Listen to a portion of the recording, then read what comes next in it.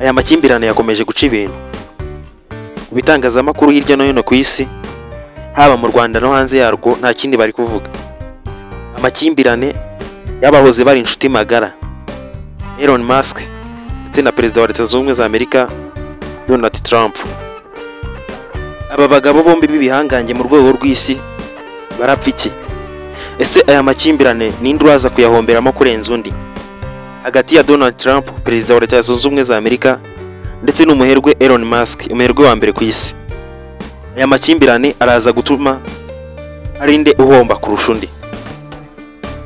Aya makimbirane uretse ko ari kugarukwaho n'ibitangazamakuru hirya no hino ku isi, buri wese muri aba bahanganye ari kubwira mugenzi we ikibi yamukorera.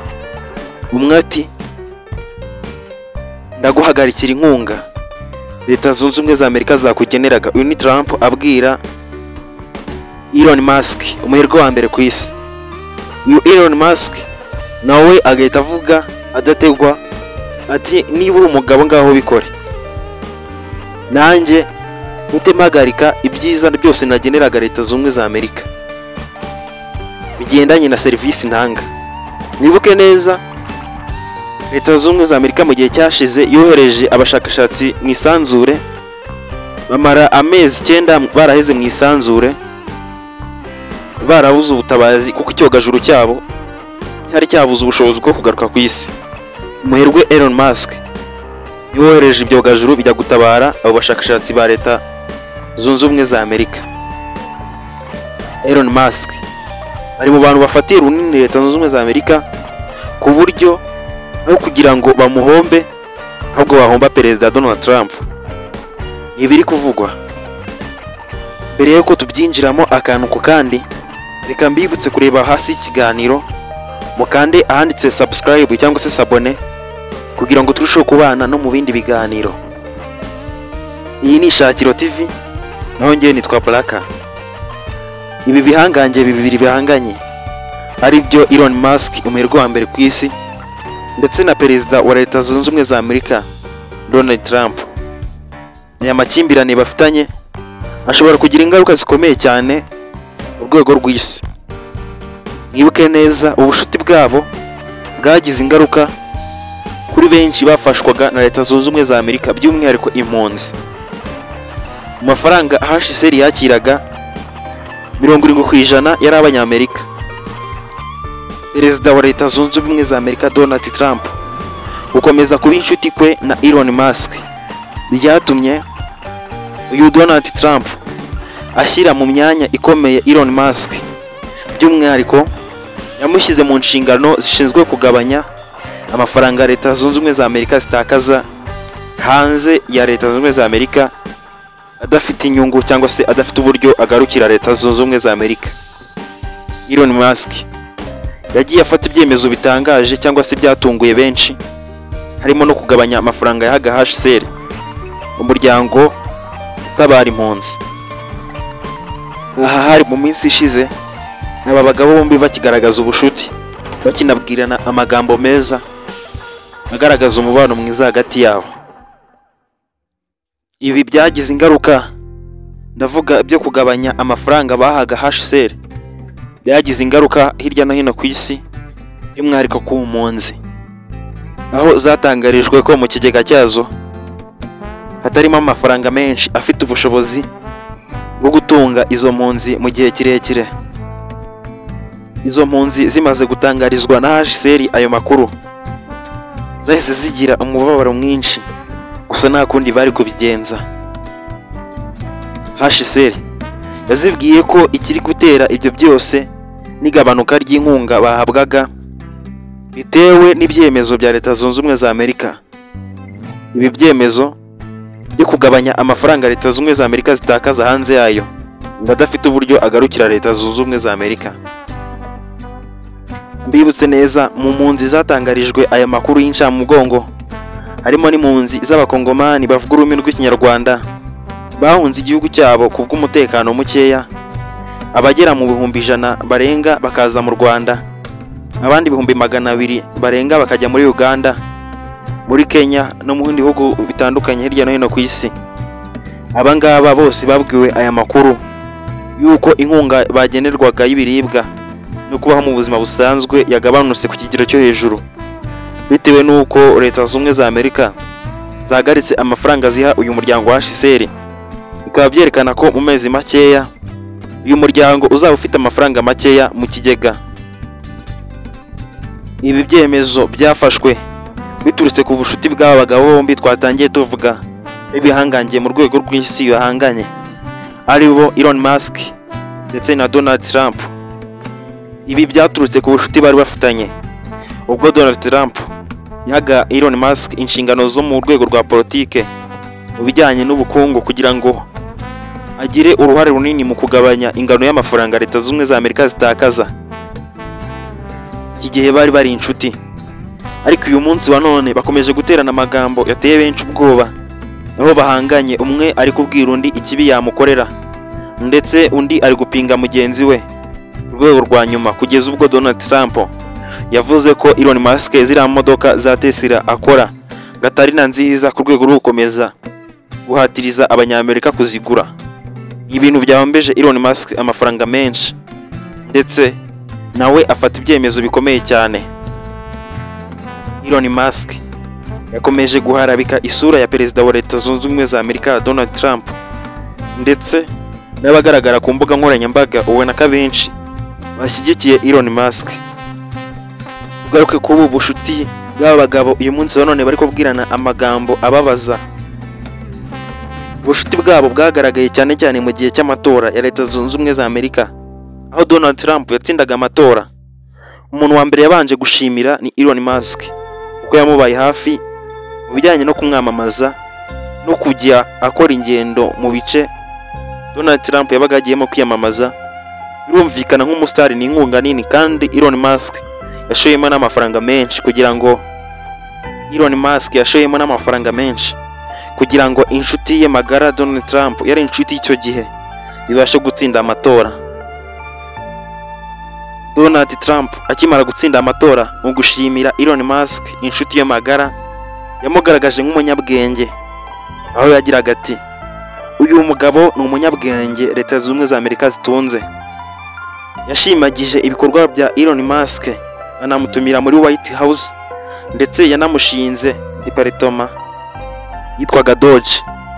Ubu bwari uburyo bwo kugira ngo Elon Musk abashe gukontorora umutungo wa Amerika, cyane cyane agabanya umutungo wa Leta Zunze Ubumwe za Amerika usohoka. Iyi department izwi ku izina rya Doge yari ihagarariwe na Elon Musk, inshuti magara ya perezida wa Leta Zunze Ubumwe za Amerika, bari inshuti icyo gihe. Iyi department yakomeje kugenda ikora ibikorwa bigendanye no kugabanya amafaranga Leta Zunze Ubumwe za Amerika zasohoraga mu buryo yitwaga ko butari ngombwa. Iyi Doge yakoze akazi, yagaragaje ahantu Leta Zunze Ubumwe za Amerika zishora amafaranga menshi mu buryo busa naho butari ngombwa.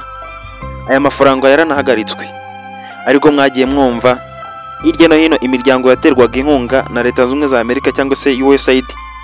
Iyi miryango yaragiye itangaza ko bayikuriyeho inkunga, na Leta Zunze Ubumwe za Amerika zarabivuze ko zakuyeho inkunga ku mafaranga menshi zasohoraga. Aya mafaranga akifashishwa mu bijyanye no gukorera Amerika gusa, agakora ibintu biri mu nyungu za Amerika. Aya mafaranga Leta Zunze Ubumwe za Amerika zahaga inkunga imiryango itandukanye irimo Croix Rouge, HCR n'indi miryango igiye izwi cyane cyane hirya no hino ku isi, by'umwihariko ifasha imbabare. Aya mafaranga yaragabanyijwe ndetse ahenshi aranahagarikwa, bikoze na ya apartment izwi ku izina rya Doge yari ihagarariwe na Elon Musk, inshuti magara ya perezida wa Leta Zunze Ubumwe za Amerika, aho batoraga amategeko ahagarika aya mafaranga ko agenda, ndetse perezida wa Leta Zunze Ubumwe za Amerika akabisinyaho, n'abandi bose bari mu nshingano cyangwa se biri mu nshingano bagasinyaho ko bemeye ko aya mafaranga ahagarikwa, uko yabaga yagaragajwe nk'agenda mu buryo butari ngombwa. HCR amafaranga igenerwa amaze kugabanuka, ikanabwira impunzi zose yafashaga ko amafaranga yagenerwaga yagabanutse, bityo amafaranga HCR yahaga impunzi mu rwego rwo kugira ngo zikomeze kubaho agabanutse ku kigero cyo hejuru. HCR imaze kubitangaza, impunzi zabyakiriye zite? birashoboka ko bamwe baba baratekereje gusubira iwabo, gusa bagasanga icyo bahunze kiracyahari, abandi bagatekereza ikindi cyose bakora kugira ngo babashe kubaho. Mwibuke neza, hano mu Rwanda dufite impunzi zirenga 100,000 z'abakongomani bavuga ikinyarwanda. Hirya no hino ku isi hari impunzi zitandukanye zagiye zihunga ibintu byinshi bitandukanye, harimo impunzi zahunze umutekano muke, inzara ndetse n'ibindi bitandukanye. Tutarajya kure, tukiri ku mpunzi, reka tugaruke ku mpunzi z'abakongomani bavuga ikinyarwanda. Iwabo mu burasirazuba bw'igihugu cya Repubulika Iharanira Demokarasi ya Kongo humvikanye intambara nyinshi zatumye aba bose bava mu byabo. Ibi ni mu gihe cyashize. Uyu munsi Kivu ya ruguru hafi ya yose iragenzurwa n'umutwe wa M23 ndetse na Kivu y'Epfo. Ni umutwe uvuga ko urwanira uburenganzira bw'abaturage kugira ngo babeho ndetse unaharanira ko bataha. Niwe uri kugenzura ibi bice bya Kivu zombi, M23. Gusa impamvu badataha, intambara ntirarangira. Muri iyi mirwano yahanganishije umutwe wa M23 n'ingabo za leta ya Kongo n'abayishyigikiye. Muri iyi mirwano yahanganishije umutwe wa M23 n'ingabo za leta ya Kongo FARDC. Ni imirwano yamaze igihe kirekire ku mpande zombi, zatakaje abantu benshi n'ibikoresho. Gusa yaje kurangira uyu mutwe wa M23 ubashije kwigarurira Kivu ya ruguru hafi yose ndetse na Kivu y'Epfo izwi nka Sud Kivu. Ibice byinshi bya Kivu y'Epfo byamaze kwigarurirwa n'uyu mutwe wa M23, harimo n'umurwa mukuru w'intara ya Kivu y'Amajyepfo uzwi ku izina rya Bukavu. Ibi byose birangiye, abakurikiye iby'intambara bakomeje berekeza amaso mu mujyi wa Uvira. Mu mujyi wari urunzemo aba FARDC benshi, aba FDLR, abarundi, izindi ngabo zose zari zifatanyije n'igisirikare cya leta ya Repubulika Iharanira Demokarasi ya Kongo FARDC, ndetse n'abazarendo benshi cyane bese birunda muri uyu mujyi wa Uvira. Umujyi uherereye muri Sud Kivu ku nkengero z'ikiyaga cya Tanganyika. Akenshi ingabo ziri muri uyu mujyi zikunze kurwana n'intare za Sarambwe cyangwa se M23, kuko zo zakikirije uyu mujyi, ziri mu bisozi birebire bikikije uyu mujyi wa Uvira. Uko abarundi, abazarendo cyangwa se abandi bose bafatanyije na FARDC bagerageje gutera M23 muri ibyo bisozi biri strategique, M23 gasukaho umuriro. Emerera wumve gatoya aya majwi y'umusirikare w'umurundi uvuga ko yasimbutse urupfu nyuma y'uko bohereje bagenzi be ku rugamba muri Uvira, hanyuma bagombaga kugenda ari 300, gusa ku bw'amahirwe bakuramo 50 nawe arimo, agenda 250, gusa ngo hagarutse 150 bose baguye muri Sud Kivu. Munyemerere tubanze twumve amajwi ye kugira ngo turusheho kugendana neza mu kiganiro, twumve akababaro k'impunzi zahunze iyi mirwano, kandi ibi byose biri kumvikana ko iyi mirwano zahunze itararangira. Turaho hariya sinakubitiyeyo, ariko byarahatswe habuze gato ngomba nkubitiyeyo. Hanyuma rero sinzi ukuntu Imana ibigenjeje bankura kuri list.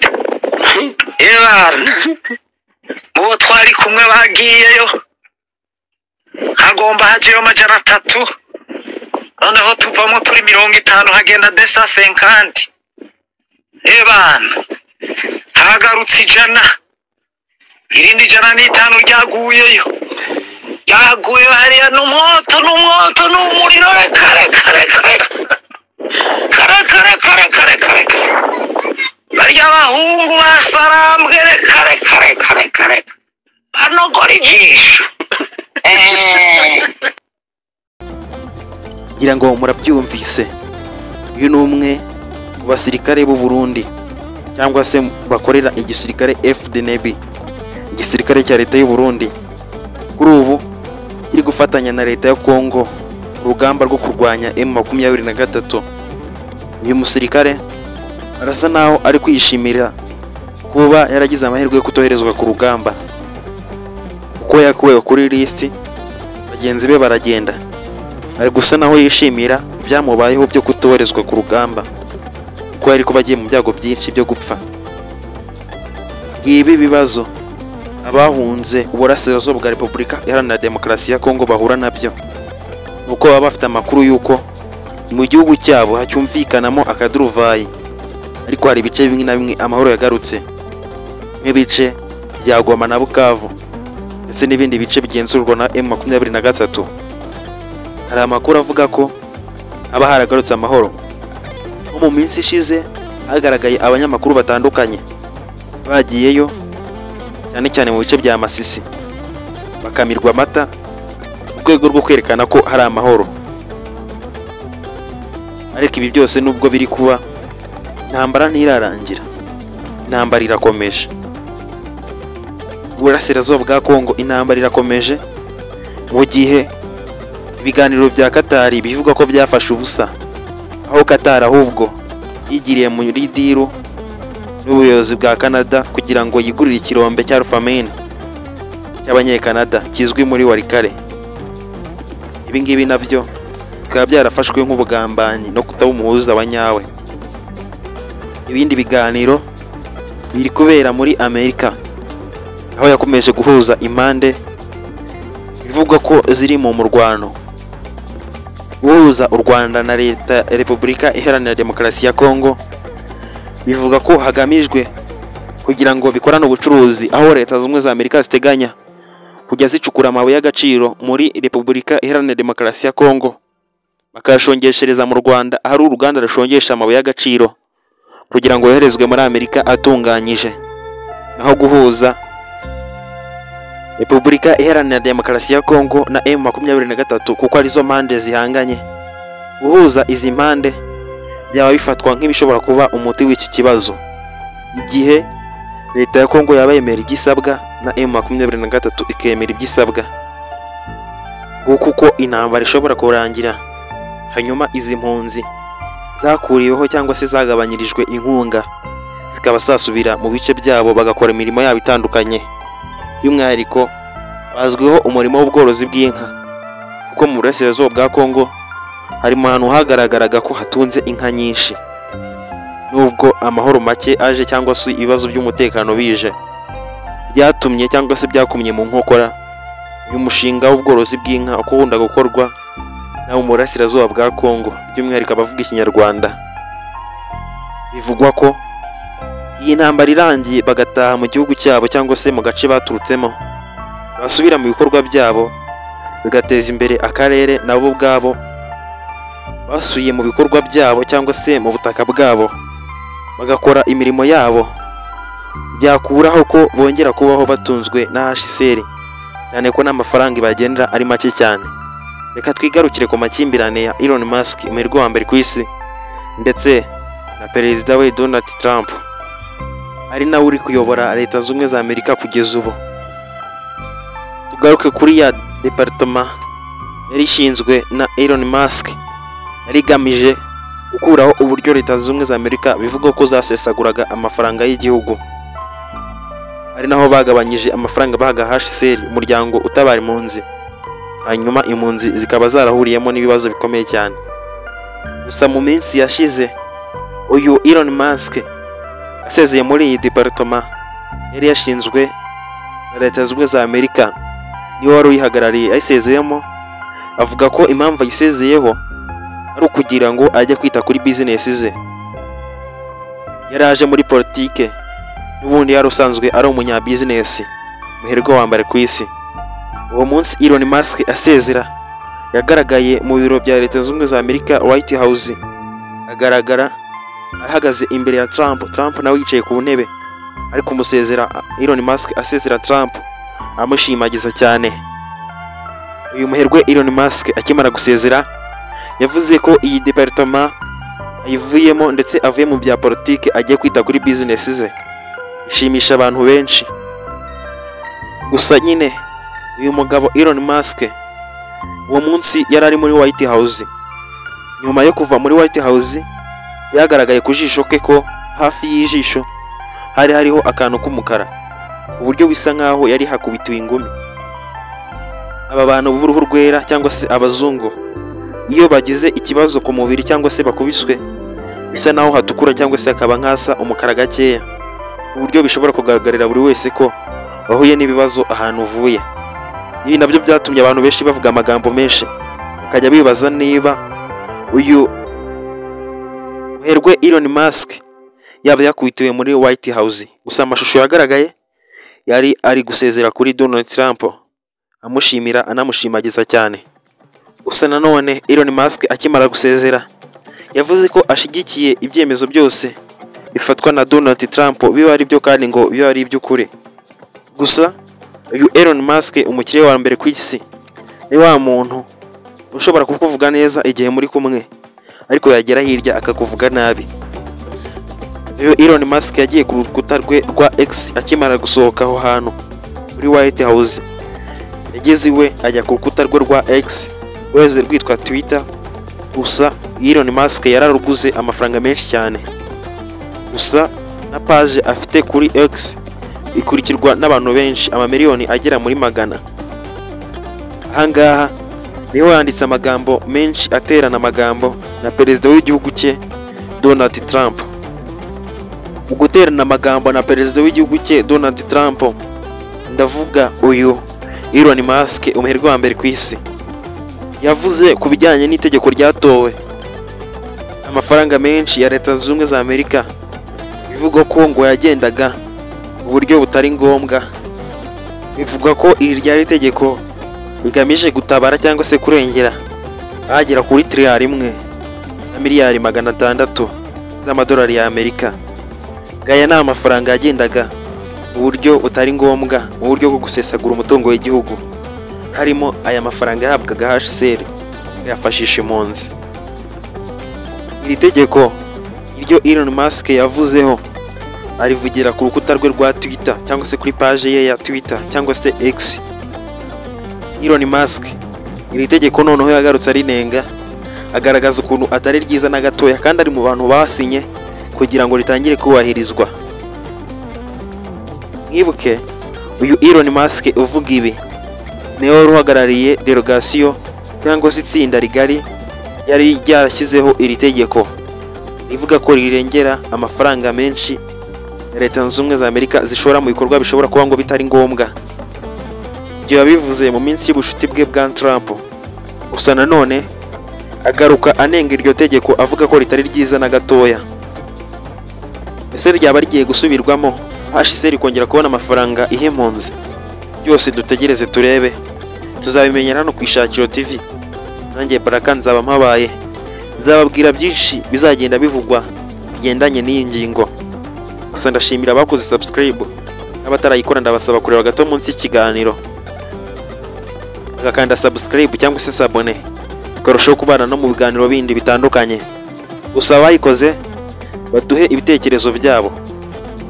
Ese iri tegeko warihagarariye mu gutorwa ubwo yarivuguruje rishobora gusubirwamo amafaranga kongera guhabwa HCR, cyangwa se iri tegeko rituma Amerika iha inkunga imiryango myinshi itabara imbabare?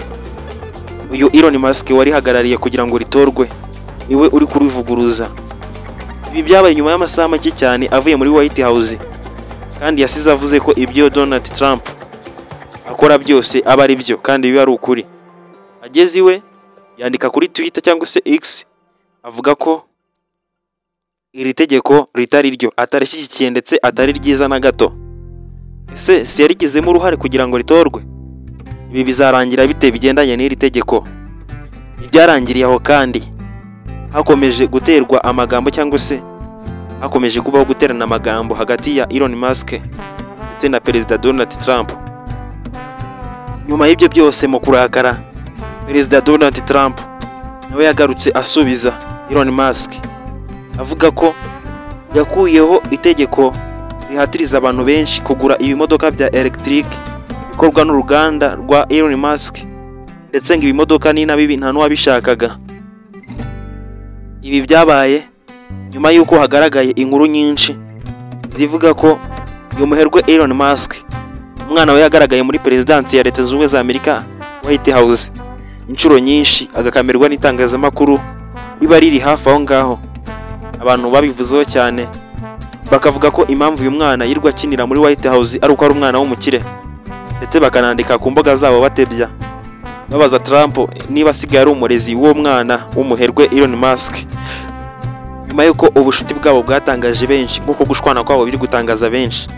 Bakiri inshuti icyo gihe uyu mwana agaragara muri White House, abantu benshi babazaga Trump bati ese usigaye uri umurezi w'umwana w'umukire Elon Musk inshuti yawe?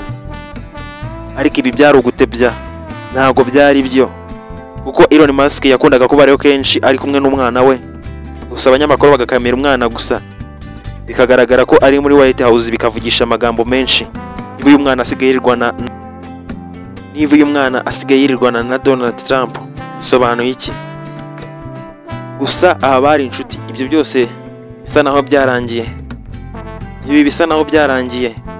Uyu mubano wa Elon Musk na Donald Trump usa naho warangiye, kugeza ubwo perezida wa Leta Zunze Ubumwe za Amerika yavuze ko yakuyeho itegeko rihatira abantu benshi kugura imodoka ya Elon Musk, bivuga ko ngo nta n'umuntu wabishakaga ngo kwari ukubahatiriza, nubwo ari ibya electric. Mwibuke neza, imodoka za electric ni imodoka zitangiza ikirere, uburyo ubuyobozi hirya no hino ku isi busunikira cyangwa se busaba abaturage kugura izo modoka kuko arizo zibasha kurinda ikirere kugira ngo kitangirika, bigatuma hagwa imvura nyinshi irengeje urugero cyangwa se hakava izuba ryinshi rirengeje irikenewe.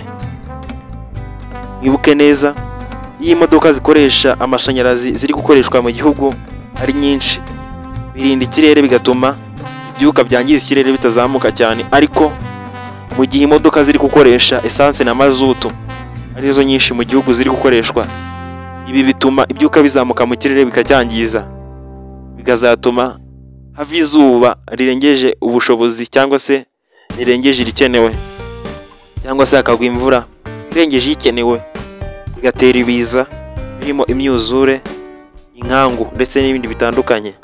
Gusa igihe hakoreshwa imodoka zikoresha amashanyarazi, ibi byose biririndwa. Izi modoka ahanini zizwi kuba zikorwa n'uruganda rwa Elon Musk.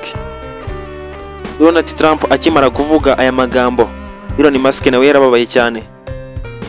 Uyu Donald Trump yamaganye uru ruganda cyangwa se yamaganye izi modoka zikoresha amashanyarazi, cyangwa se yabaye nk'uzibujije isoko ku baturage.